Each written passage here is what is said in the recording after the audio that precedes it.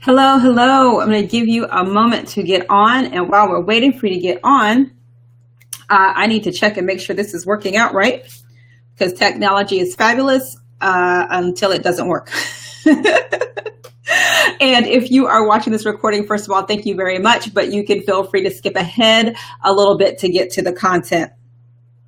All right, let me check and make sure that this is broadcasting the way it's supposed to be.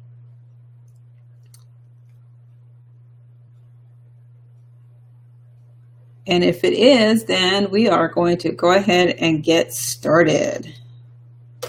Okay, that's awesome.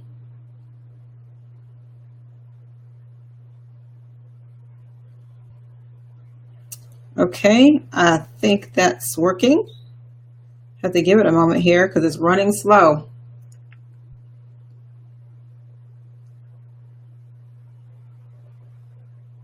Okay.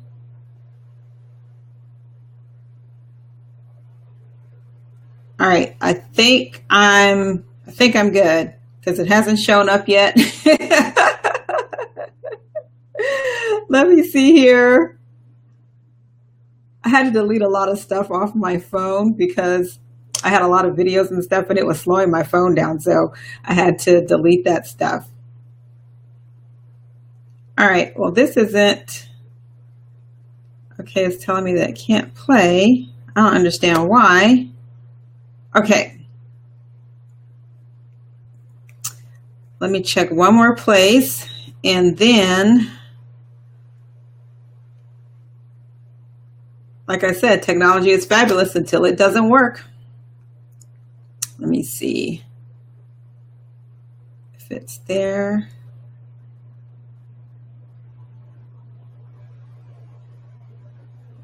Okay. It's there. Awesome. All right. There we go. So it is working. Yay. All right. Oh, technology. I am super excited. Okay. So first, I want to welcome you. My name is Lysandra Everett. I am the Home Biz Tax Lady. And so I want to welcome you to the show. I am here Monday through Friday, 9 o'clock-ish. And when you tune into my show, of course, you're going to hear about tax topics, but you're also going to hear about business and growing wealth and doing this whole thing called life a little bit better together. So for this week, I am focusing on the IRS debt collection process. And today I am going to go give you an overview of the entire process and, in going through the week, and then I'll focus more on specific areas of the process. Okay. So, with that, let me make sure I got everything. And, so let me get my keyboard right here because I'm going to have to type some things in while I'm sharing with you. And I want to make sure that you get this information. So first of all, let's talk about how do we get here? How do we get to the debt collection process from the IRS? Well, that happens when you have a tax liability that you can't pay. Right? And how might that happen? Well, I'll give you an example. I had one client who he and his wife divorced and they had 5 kids and they made the agreement that he would claim 3 and she would claim 2. However, on his W-4, he never changed his exemptions. So he had,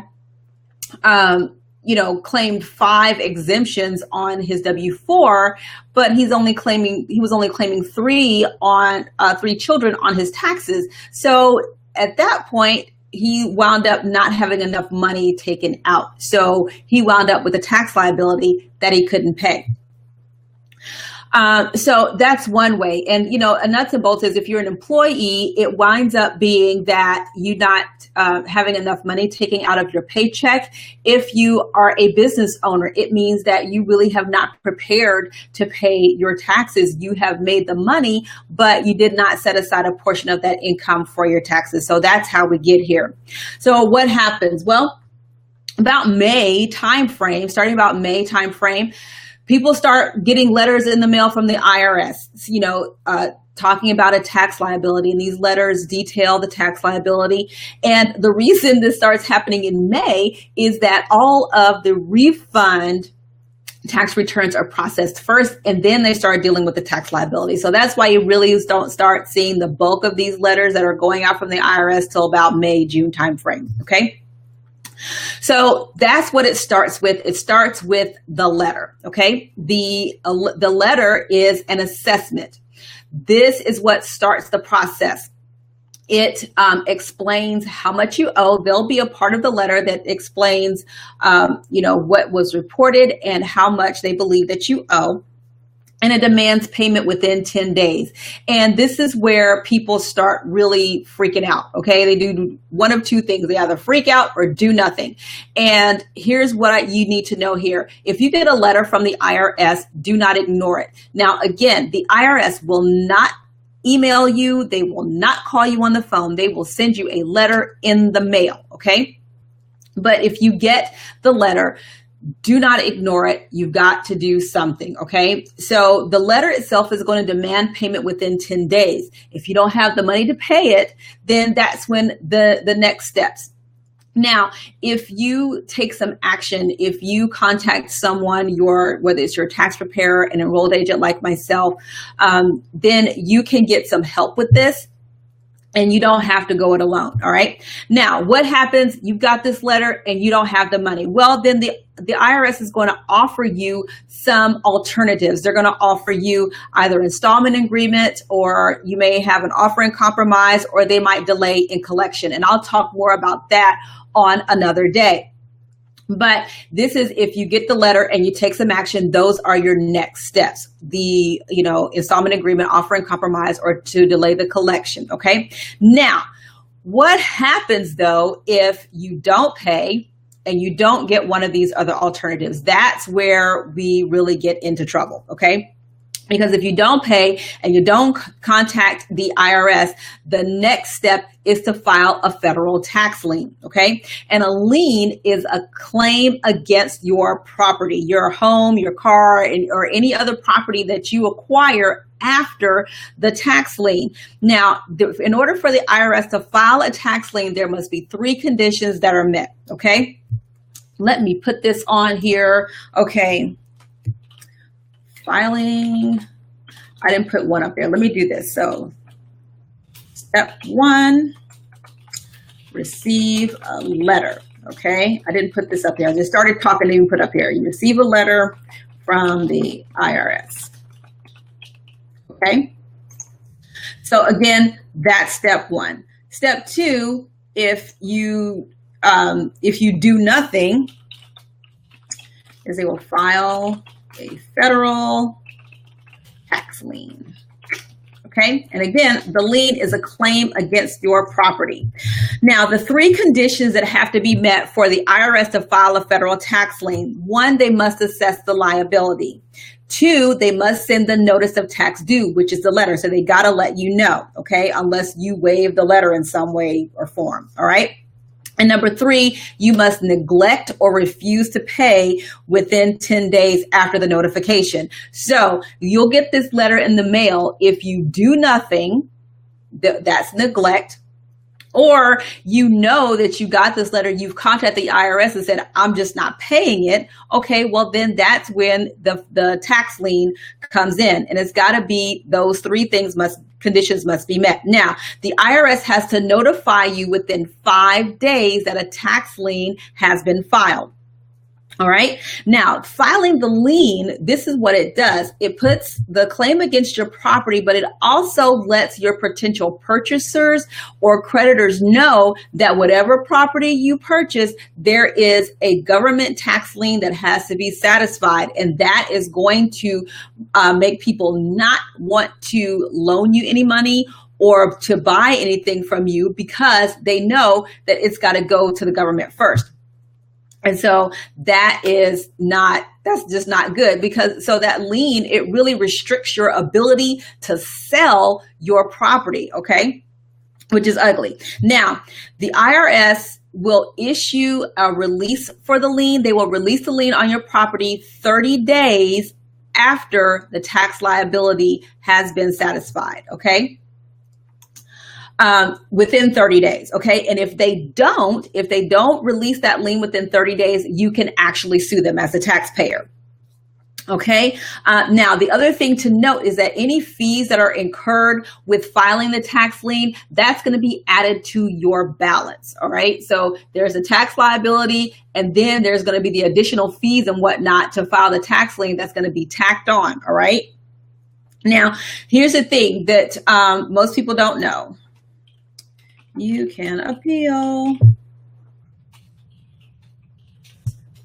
It correctly. All right. You can appeal a tax lien. Now, if you believe that the tax lien is an error, you can appeal it, but you have to do it within 30 days of getting your letter. Now, you're sitting here listening to me saying all these days and stuff. These days really are important, because if somebody misses a time frame, then all bets are off. You are not in compliance with what the tax procedure is. Whether they fail or you fail, then somebody's out of line. All right. So you have 30 days to do it. If you do it on day 31, you're too late. All right. Now, if you are in bankruptcy, then you may actually get a stay on a federal tax lien, but there are, other conditions that have to be met with that. All right.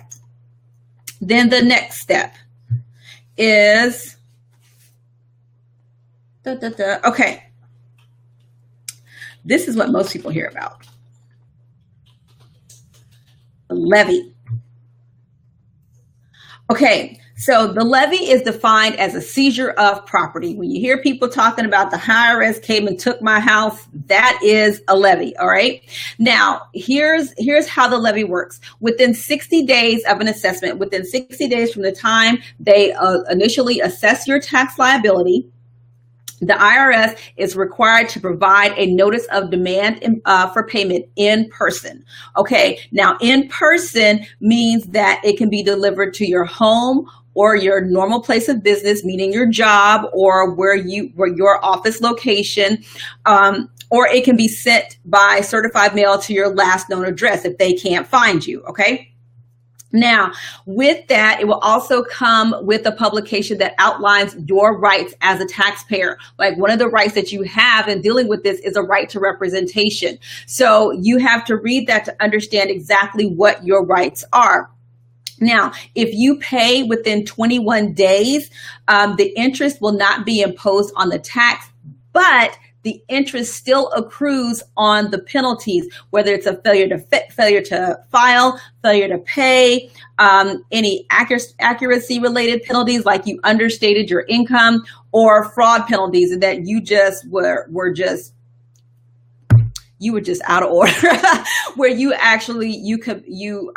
fraudulently just did not report your income. There's a difference between underreporting, like, oh, I missed a W-2, and then there's the fraud aspect where you just don't report $30,000 worth of income. Okay, so that is the difference. Now, a notice of levy must be provided within 30 days prior to the levy. So, and again, that must be done in person, whether it's by certified mail, you deliver to your home, deliver to your job, deliver to your business. They've got to give you notice. Now, so what does that look like? So this is where we're talking about garnished wages, whether it's whether it's W-2 wages, whether you are getting child support or, alimony payments, all of those types of income can be levied by the IRS. Now, there are some types of income, and I want to say it's unemployment and workers' comp. Don't quote me on that, but I think those are the two types of income that cannot be levied to pay your tax liability. Okay. Now, here's another thing to know. No real property, no real estate can be levied to pay a tax debt of $5,000 or less. Okay, can't do that. All right, and then there is number 4, seizure of refund. Okay, and you will actually see the seizure of refund way more often, because what they do, any overpayment of your taxes, that is what a refund is. A refund, it says that you have overpaid your taxes and you're supposed to get this money back. Well, instead of you getting that money back, it is applied to your tax liability. And it's not just applied to your tax liability, it's also applied to any other types of government debt that you might owe, whether it's a state debt, child support payments, alimony payments, anything, parking tickets, whatever. They can seize your refund and apply it to that debt. Student loan debt is another one. Okay.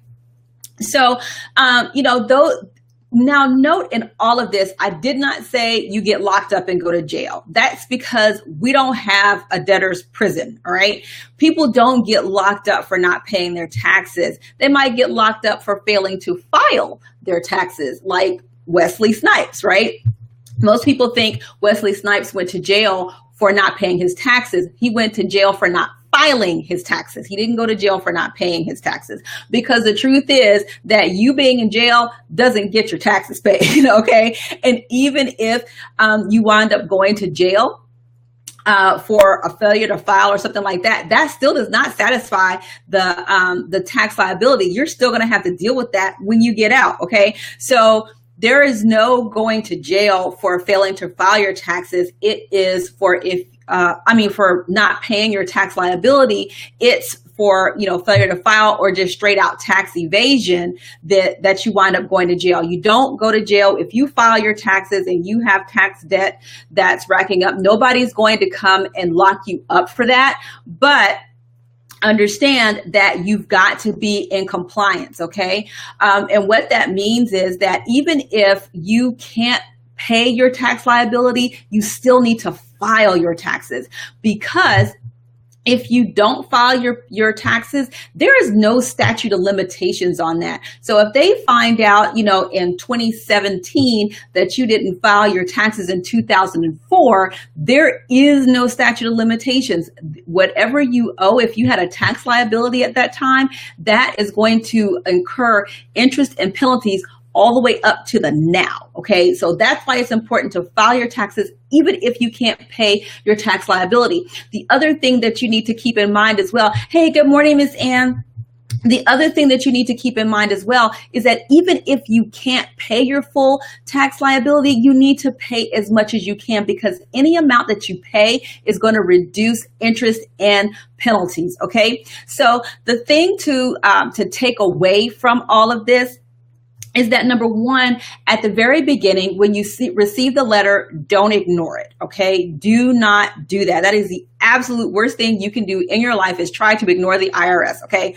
Do not do that, okay? Take action, whether it is contacting the IRS directly, or you have the right to representation. Someone like me, who is an enrolled agent, can represent you with the IRS. And what that means is that they stop talking to you and then start talking to me, and then I talk to you, and we do work this thing out together. Okay. So, and that stops your phone from ringing. And I think that's what people want, really, that peace of mind. That's what people like me, that's what we provide for you, is that peace of mind and helping you deal with this process. Now, again, you want to take action the moment you get a letter. You don't want to wait until further steps are taken, like, the tax lien and all that stuff, because that really just drags out the process. You really don't want to do that. Okay. So that's it. So nuts and bolts is that if you have a tax debt that you cannot pay, book an appointment with me. Let me put my link up here. Okay. You can book an appointment. All right. Book an appointment, and we can see what are the things that you may qualify for in order to help ease this burden, because nuts and bolts is there are a lot of people out there that have IRS tax debt, but it's the ones that are really working towards paying that off that are a better peace of mind than people that are just not doing anything. Okay. So if you got some tax debt that you can't pay, I encourage you to book that consultation to see if, if we can work together. Okay. So that's it for me. I really hope you got some good information out of this. If you did, and you know somebody that might have some tax debt, share this with them, because we really want to get to the point where, everybody's breathing easy and, and living a better quality of life, because we don't want this hanging over our heads. Okay. So that's it for me. Thanks so much for tuning in, and I'll see you next time. Bye.